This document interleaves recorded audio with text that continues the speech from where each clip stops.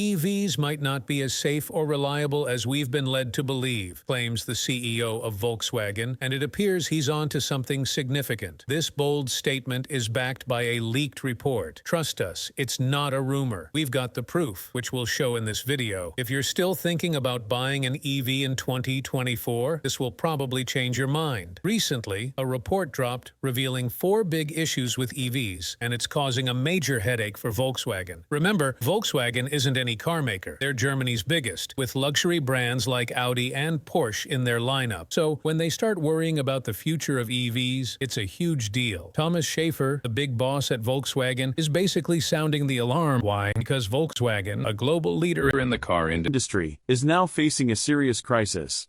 Electric cars, once seen as the future, are causing them major trouble. Schaefer says Volkswagen is losing its competitive edge, struggling financially, and basically in emergency mode. This whole situation is flipping the car industry on its head, especially for a giant like Volkswagen. It's not every day you hear a CEO from a giant company drop a bombshell like this. Volkswagen, once the king of quality cars, is now in deep water with their EVs. The shift to electric hasn't been smooth, their EV interiors are looking old-fashioned, the prices are sky-high, and they can't seem to make EVs that people actually want. It's a tough spot for a brand that used to be at the top of its game. Things get even more intense when Schaefer reveals that Volkswagen is sinking under a mountain of debt, and it's only getting worse.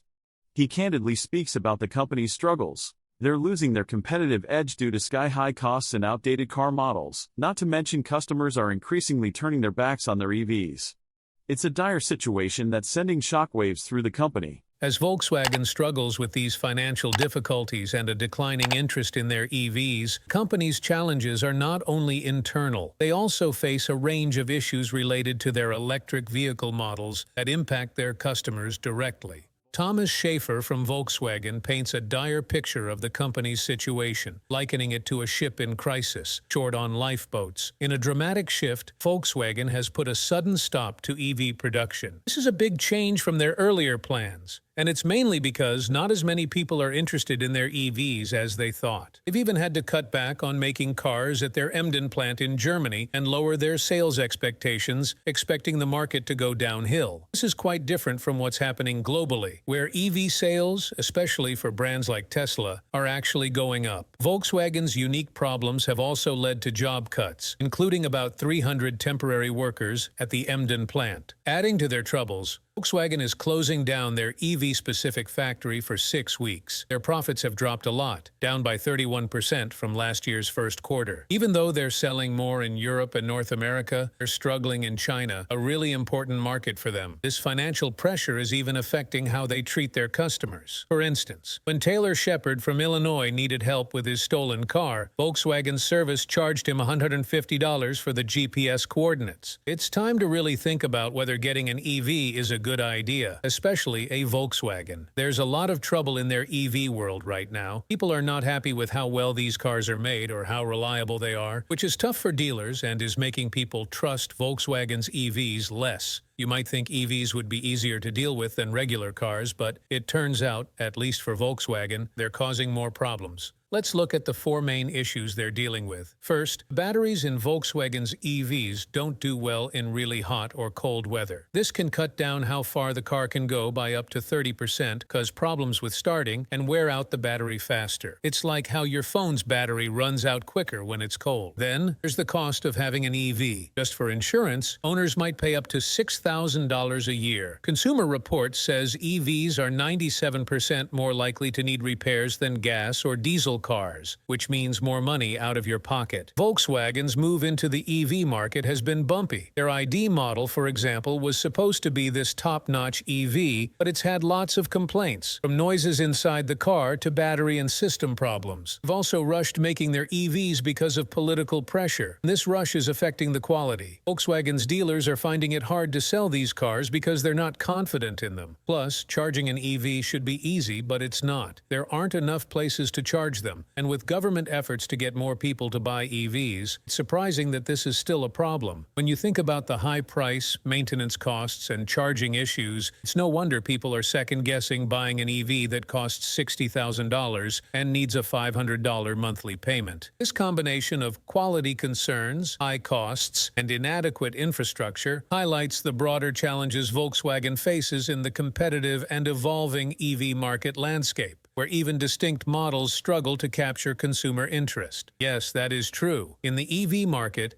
there's another big problem. Even though there are lots of models, they all seem the same. Most EVs, especially those priced between $30,000 to $40,000, don't stand out. Even Tesla, with all its different models, is struggling to keep up its sales without dropping prices. Volkswagen is really feeling the heat in this tough market. They're up against strong competitors like Tesla and BYD, who are winning over customers with more affordable EVs. Things get even trickier with the after-effects of COVID-19 and issues like the Russia-UK train conflict messing up how they get their parts and materials. Volkswagen made a big decision to cut costs by $11 billion. This move, highlighted by board member Killian, means they're taking a step back from focusing so much on EVs for now. Schaefer from Volkswagen says they need to set smaller, more realistic goals, kind of like trying to fix a sinking ship. The biggest hit is in China, Volkswagen's #1 market. Sales have dropped a lot, and they've had to lower prices to compete with Chinese car brands. Interestingly, Volkswagen isn't lowering its EV prices. Instead, they're trying to save money in other ways. This might mean they're not fully addressing the bigger problems with selling EVs. Volkswagen's plan right now is to work with other companies. They're partnering with Renault to make a cheaper $20,000 car and joining forces with a company in China to create less expensive batteries and new EV models.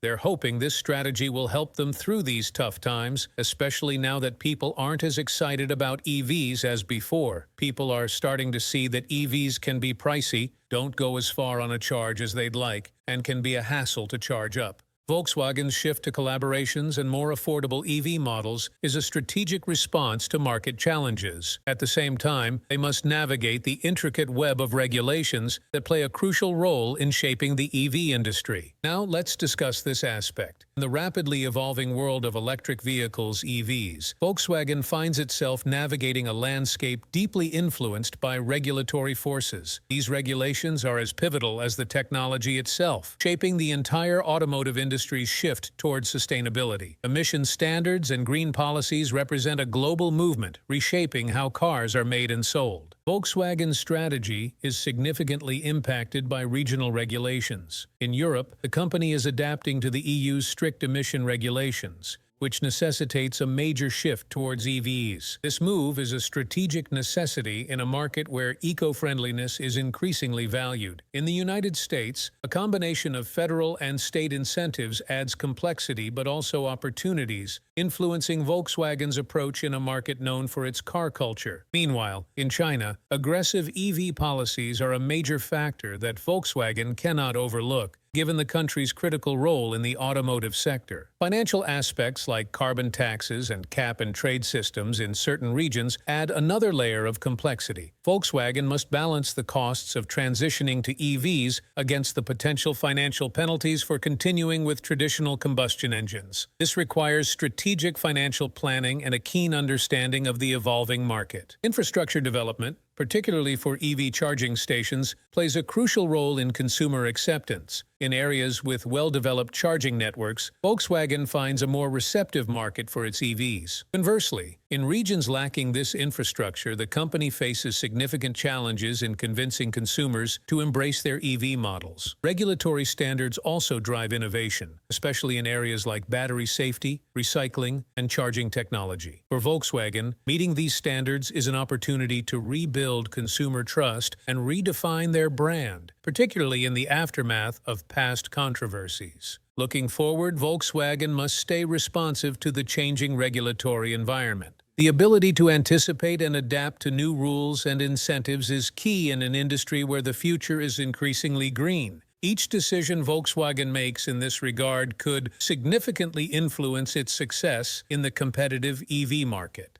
That wraps up our discussion for today. What are your thoughts on the future of EVs? Please, feel free to leave a comment. Don't forget to like, share, and subscribe for more updates and insights.